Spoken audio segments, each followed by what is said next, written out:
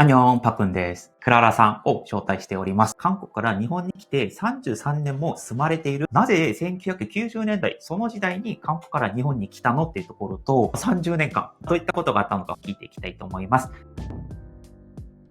まず、韓国ではどのようなお仕事をされてたのか。塾の先生をやってたんです。で、もともと韓国で、大学で放送演芸学科を卒業して、女優を目指して勉強してたんですけど、家の反対が多くて、子供を教える塾の先生になってたんです。当時は20歳とかですか？21歳、22。その当時、日本に対して興味はあった状態でしたか？全くなかった。演劇とか、そういう勉強してたので、練習して家に戻るのが、夜11時半ぐらいになるんですよ。塾の先生をしたら、6時半ぐらいに終わるので、早めに帰るのがちょっとすごい嫌だったんですね。いつも友達会ってコーヒー飲んだり、お酒飲んだり。で、9時ぐらいに家に着くみたいな感じだったんです。ある日、ずっとこういうことやったらいけないなって思って、自分の職場と近いところ歩いてるのに日本語学校って書いてあったんです。あれ、日本語学校あれ何って思って全く知らず入ったんですよ。で、入って勉強したいです。授業何時からですかって言ったら8時から9時のタイムがあったので、だったら入りたいですって言って、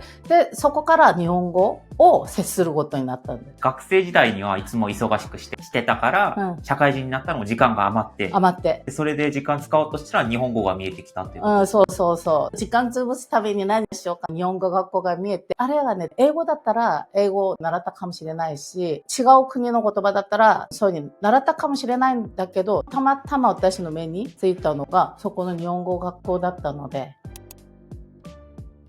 言語を学ぶだけの人とは違うと思うんですけれども、そこからさらに日本に興味を持ったきっかけっていうのは何ですか？言語を習って、でもね、簡単だったんですよ。自分から勉強しながら。韓国語と似てて、こういうのだったら全然習えるし、でも欲ができて、ね、日本語上手くなりたいって思って行こうかなって軽い感覚で。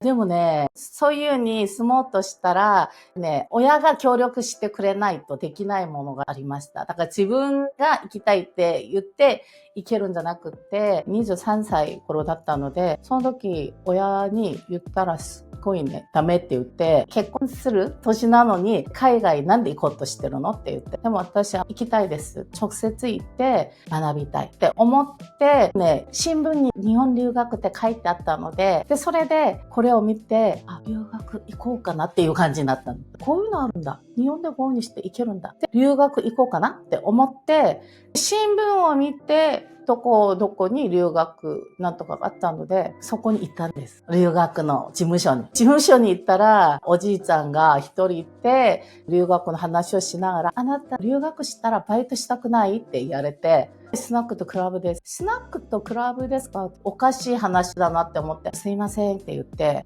帰りますって言って、日本がすごい怖くなって、そこで留学を断念したんです、一度。でも結局来たんです。だからもう一回調べて、新聞でそういうところを見つけたら、そっちはちゃんとしたところだったので。で、そこから来るようになったんです。本当の日本を見てみたいってなって、日本に来たんですね。そうです。当時はどこに来たんですか？東京、町屋。今いる場所ですよね。ずっと。来てみてどうでしたか？自由だなっていうのはありました。私ね、昔タバコ吸ってたんですよ。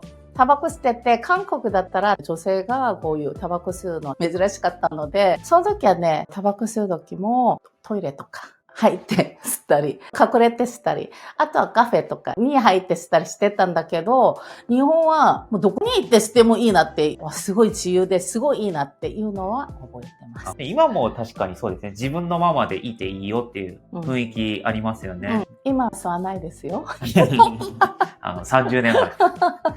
あと、食べ物がそれあります。カニかまぼこ。それがすごい好きだったので、チーズ買って、あとカニかまぼこ買って食べたりしてたんですけど、美味しいなって思いながら、韓国に行って、カニカマとチーズを買って食べた瞬間びっくりしました。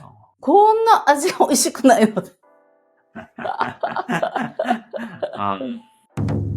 じゃあそこから33年経ってると思いますが、どのようなお仕事とかされてきた？最初はね、大手企業で少し仕事やって、あと子供が生まれて、自分が子供をちゃんと隣で育てたいなって思って、韓国食材店をやりました。で、韓国食材店をやって、私、8年ぐらい ?7 年ぐらいかなやったんです。次がビューティー、美容の方に入って、それがすごい転職、自分にすごい合う職だった。それでビューティーで、まつげエクステとか、そういうのをやって、化粧品の業界に入ったのが11年ぐらいなのかな。で、化粧品業界に入って、教育をしたり、化粧品検定1級も取って、今、都内の専門学校で講師もやってるし、で、そこから大学院まで入って、自分の化粧品まで作ることになりました。ありがとうございます。話の中で最初は韓国食材店の話、興味深かったんですが、場所的に、町屋だったら三河島の近くだと、結構在日の方多かったんじゃないかなと思うんですけど。新大久保がものすごい盛んでるじゃないですか。でもその時はね、新大久保と三河島とどっちの方がコリアン通りにするかってそのぐらいだったんですよ。当時なぜ三河島に在日が多かったんですか？今も多いんですけど、でもね、話したのが三河島は在日が多くて、あと新大久保の方はニューカマーって聞いたことあります？はい。三河島におる在日の方々はどういう背景の方が多かったんですか？カバン屋さんとか靴屋さんが多かったのかな。あと、三河島とかは韓国の食堂が多かったです。焼肉とか。そこから30年住まれてると思うんですけども、クララさんはなぜ自分が日本に住み続けてるかなと。最初はね、だから私は日本語学校だけ卒業して帰ろうと思ったんですけど、私日本語学校に行って、7日後にうちの今旦那と知り合うんです。旦那が学校の会長で、私が新入生で、それで旦那が私のこと好きで。で、そうして付き合うことになったんです。なんか最初は帰るつもりだったんだけど、付き合って旦那が大学院入って、で、私は照明の専門学校に入ったんです。結婚して1年後に子供が生まれて、そんな感じで伸び伸びとなったっていうことなんです。韓国に帰りたいなみたいなこと考えたんですか？ないです。あんまりそういうの気にしないタイプ。なんとなく日本で住んでいたら、それが30年間続けてきた。それが普通に流れていったっていうことなのかな。子供が生まれて、ここで教育受けたりすると、移動するのってなかなか難しいじゃないですか。なので、こんな感じで、なんかを持って、スモートじゃなくて、自然に。でもそういうものです。はい。はい。というところで、こちら、クララさんを招いて、いろいろ聞かせていただきました。次の番組はですね、日本に33年間住まれているところなんですけども、最初の頃と今と比べたら、どのように自分って変わってるんだろうなってことが気になって、それを聞いていきたいと思います。クララさんはですね、今、化粧品関連の事業をされていて、概要欄、コメント欄に SNS 貼っとくので、もし興味のある方はぜひ見てみてください。そしたらクララさん、ありがとうございました。はい、ありがとうございます。